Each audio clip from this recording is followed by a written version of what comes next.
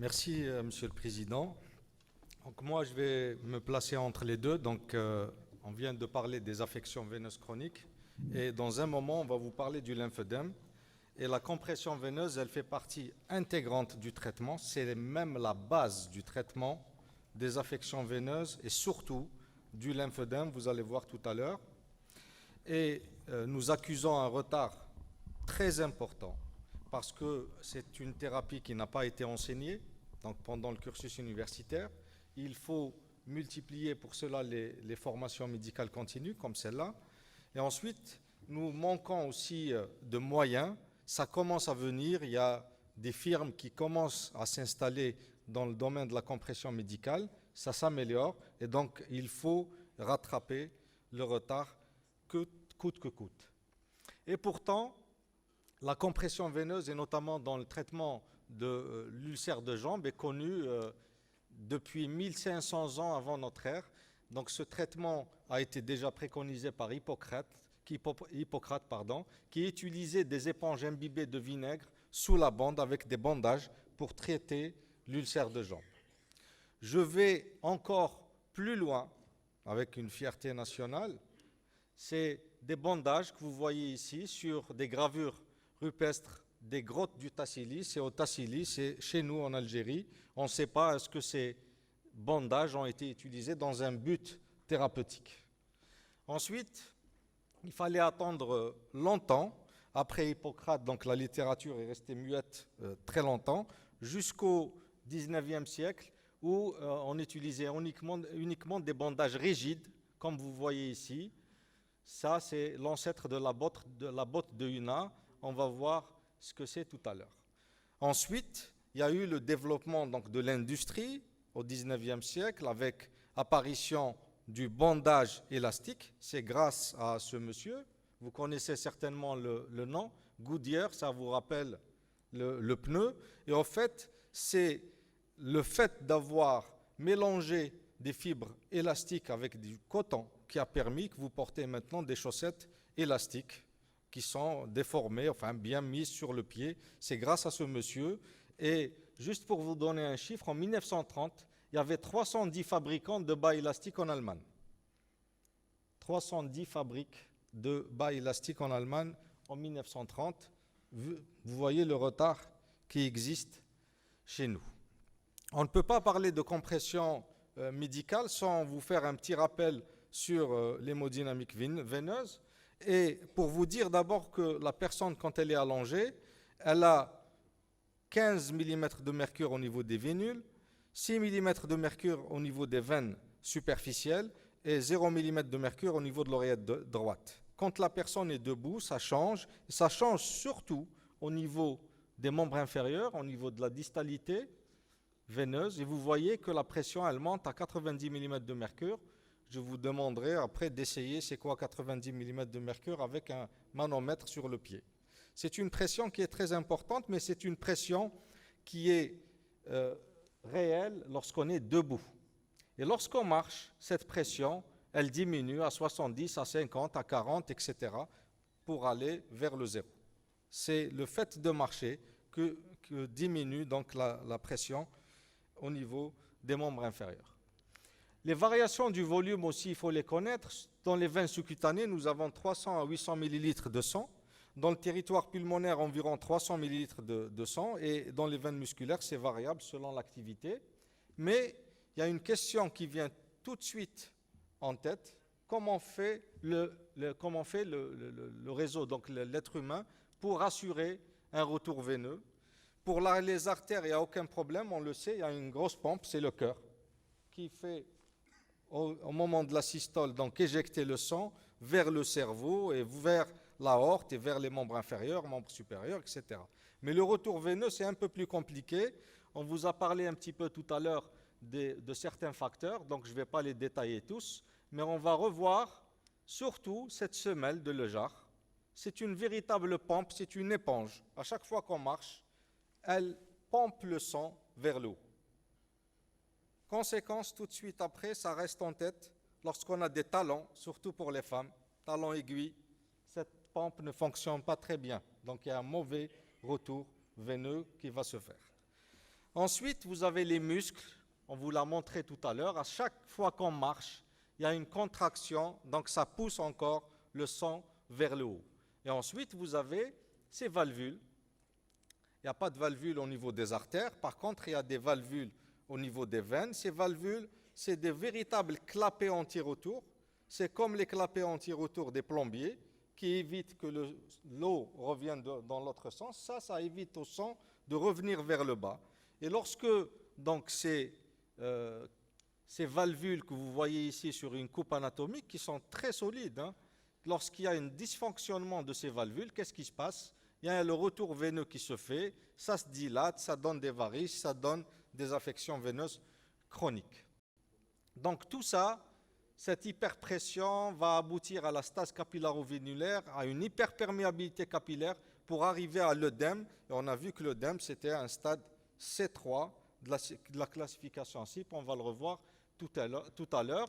Donc toutes ces pressions au niveau de la lumière vasculaire vont aller vers l'exfiltration de liquide dans le milieu interstitiel qui va donner l'œdème. Et la compression-contention va faire la force inverse. Elle va lutter contre ces pressions pour remettre tout ce liquide dans le milieu intravasculaire. En fait, la compression veineuse, elle améliore la chasse veineuse, elle améliore le rendement de la pompe musculaire, elle réduit l'œdème et elle a surtout une action antalgique. Ensuite, on vous parle souvent, vous allez entendre, lire, des fois on vous dit contention et des fois on vous dit compression. La différence, elle est là. Quand on parle de contention, c'est du textile non élastique ou à allongement court, c'est-à-dire qui ne s'allonge pas beaucoup. Vous prenez une bande, vous essayez de l'allonger, elle ne s'allonge pas beaucoup ou bien elle ne s'allonge pas du tout. Ça, c'est la contention. Par contre, la compression, c'est un textile élastique. Vous prenez une bande élastique, vous la tirez, elle se détend, elle se dilate.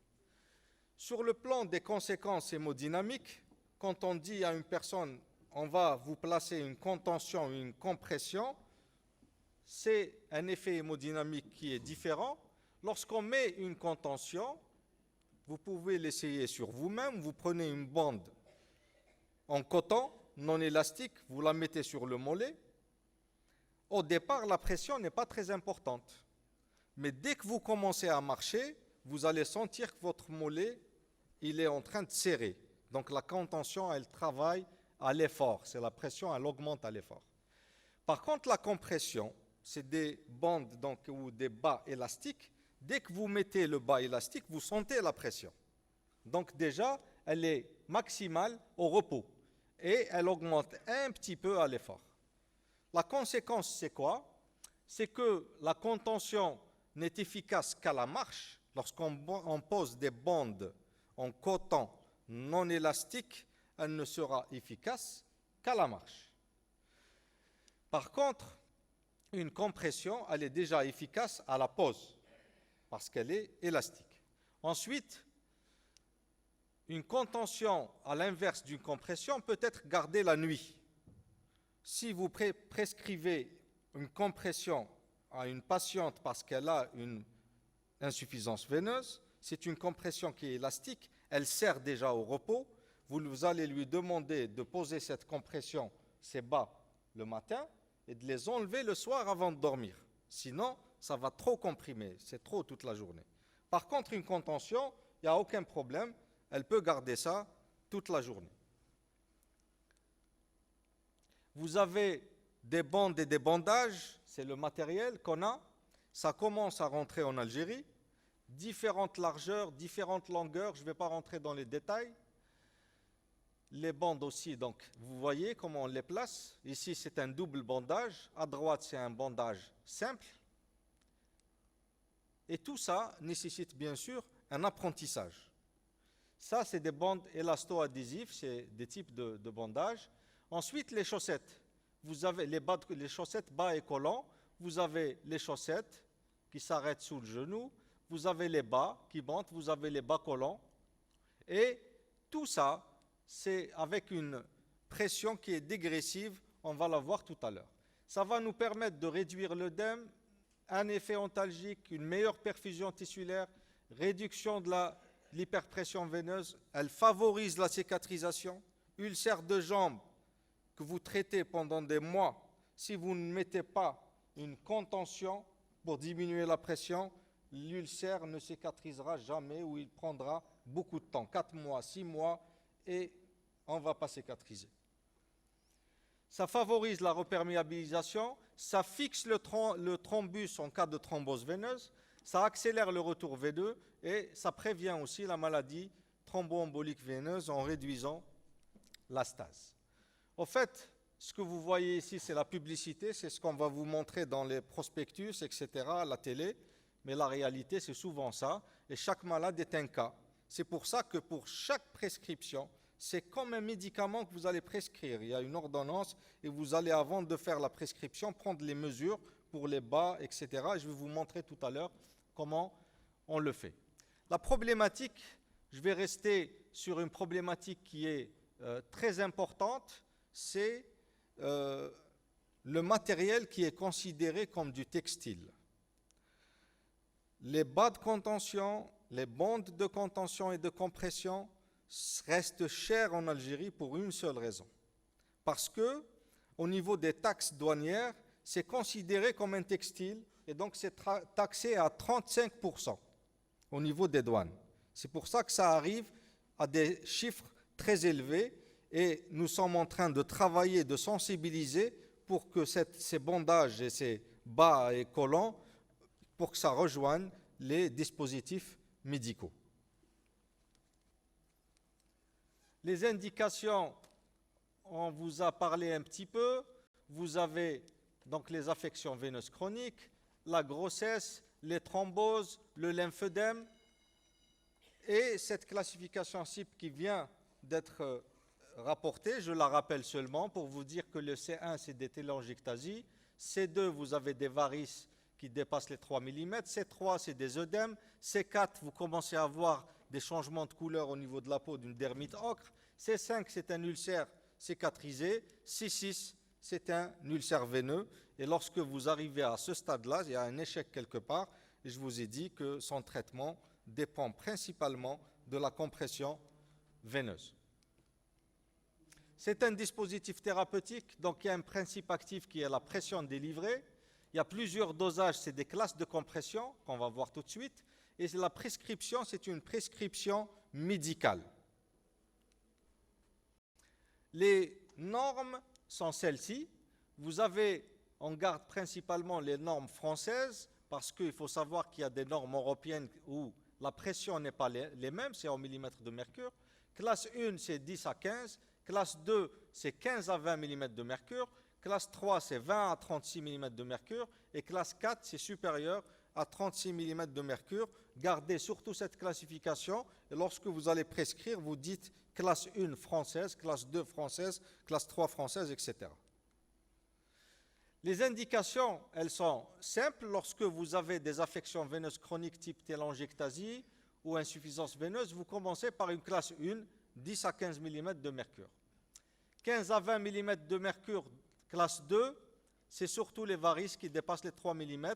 Et excusez-moi, la classe 1, elle a été un petit peu abandonnée par les Français. Maintenant, on prescrit surtout la classe 2 pour tout ce qui est affection veineuse chronique. Classe 3, c'est principalement garder en tête le traitement de la thrombose veineuse profonde des membres inférieurs.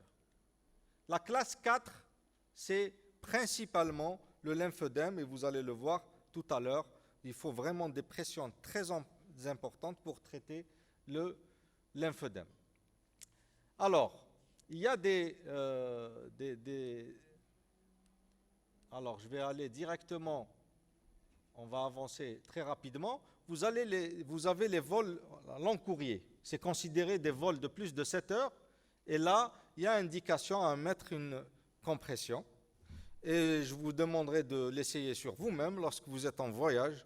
Vous avez en fin de journée, vous êtes très fatigué, des jambes lourdes, démaciées, etc.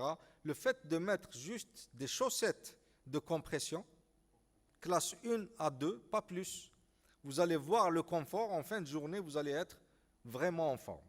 C'est très important Mais là, on vous dit plus de 7 heures parce qu'en France, c'est très bien codifié et c'est les vols de plus de 7 heures où les chaussettes sont remboursées par la sécurité sociale.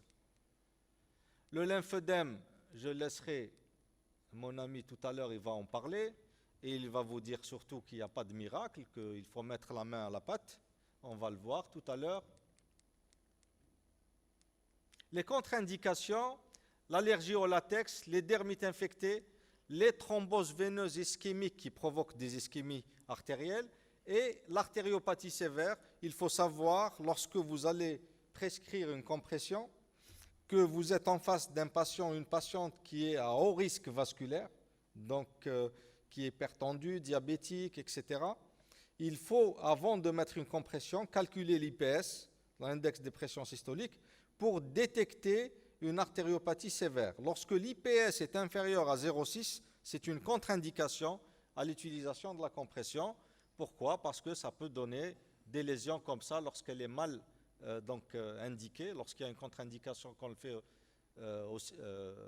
quand même, ça peut provoquer des ischémies des membres inférieurs. Alors, 3 facteurs clés de l'observance de l'efficacité, c'est l'importance du taillage, un enfilage facilité et une bonne tenue. Ça veut dire quoi? Ça veut dire il vaut mieux ne pas prescrire de bas de contention que le mal le faire. Parce que vous allez prescrire une mauvaise, pour une mauvaise indication ou bien des bas qui ne sont pas conformes à la jambe de la patiente, qu'est-ce qu'elle fait? Elle va essayer de les mettre, donc elle va mal les mettre, elle va les mettre difficilement. Ensuite, ça va créer soit une pression très importante ou bien ça va tomber. Qu'est-ce qu'elle fait? Elle va enlever les chaussettes ou les bas, elle les met dans le tiroir et elle ne veut plus entendre parler. Parce qu'on a mal fait la prescription à l'avance. Donc les choses les plus importantes, c'est celle-ci, l'importance du taillage. Il faut une taille, la taille est très importante. On va prendre avec ce logiciel, vous allez suivre avec moi. Lorsqu'on a mis donc une compression avec une taille qui est bien adaptée, qu'est-ce qui se passe? Vous voyez ici, on a prescrit une 18, la pression elle est normale, elle est à 18, tout est vert, ce qui est vert c'est bon, c'est une bonne pression, c'est la bonne indication. Tout ce qui est rouge, c'est trop fort, et ce qui est bleu, c'est très insuffisant. Là, c'est le cas d'un bas qui est à la bonne taille. On a bien pris les mesures, on a fait notre prescription, c'est bon, donc ça donne de bons résultats. Ensuite, là, c'est le cas d'un bas trop petit. On était trop pressé, on a pris juste les mesures comme ça dans les couloirs, prescription rapide. La malade, elle a acheté les bas, ça coûte cher. Elle va les mettre, qu'est-ce qui se passe? Regardez la pression ici. Nous, on a donné donc 18 mm de mercure, par exemple, et on se retrouve avec 26. C'est rouge, ça serre trop. Cette patiente, elle ne va jamais les porter. Le troisième cas, on a donné donc 18. Elle est à 12. Pourquoi? Parce qu'on a donné une taille trop grande. Qu'est-ce qui se passe? Elle se sent bien, ça va, c'est confortable, mais ce n'est pas efficace. Vous êtes en train de ne rien faire. D'accord? Donc il faut bien se rappeler de ça. Le taillage est très important. Et je passe pour vous montrer comment on fait la prise de mesure. C'est très important, ça doit être d'abord le médecin qui le fait. Si vous avez autour de vous du personnel, des paramédicaux, vous leur apprenez à le faire, mais il faut que ça se fasse dans les normes, sinon vous avez vu les conséquences. Donc lorsqu'on a des mi-bas chaussettes, on prend la distance sol et 3 cm sous le genou, on prend le tour de mollet, la partie la plus bombée, la plus large, et on prend le tour de cheville, la partie la plus fine. Patient dévêtu, sans chaussures, sinon ça ne sert à rien. Je vous ai dit, dans le couloir, le faire comme ça rapidement, ça ne sert absolument à rien. Ça, c'est dans le cas de mi-bas et chaussettes. Pour les bas collants, ce qui change, c'est la distance, c'est la distance sol entre jambes, tour de cuisse, donc 5 cm sous le pli fessier, ici, tour de cheville, la partie la plus fine, et on met tout ça sur une ordonnance avant de donner ça au patient, et bien sûr de bien lui expliquer comment porter ses bas, parce qu'il vaut mieux ne pas faire de prescription que d'une prescription dans le tiroir, qui ne sert absolument à rien. Alors, pour conclure, je vous dis d'abord que la prise en charge de la conscience, la prise de conscience de la gravité de la maladie veineuse, longtemps négligée du fait de son évolution très lente avec son coût social considérable en termes d'altération de qualité de vie, de journées d'arrêt de travail, de traitement des complications, permet aujourd'hui de mettre en place une stratégie de prévention et de traitement efficace. Ça, c'est surtout pour les pays qui pensent aux arrêts de travail. On vous a parlé pour la douleur ce matin et on vous a dit qu'il y a plus grave que l'arrêt de travail. Il y a le malade qui a mal, qui vient au travail mais qui ne fait rien. C'est encore plus grave. Ensuite, l'hygiène de vie, le port de bas, de collants, de chaussettes élastiques, de contention, les vénotoniques, bien que c'est controversé, font partie quand même du traitement et ils font tous partie de la prise en charge à tous les stades de la maladie. Et je vous remercie.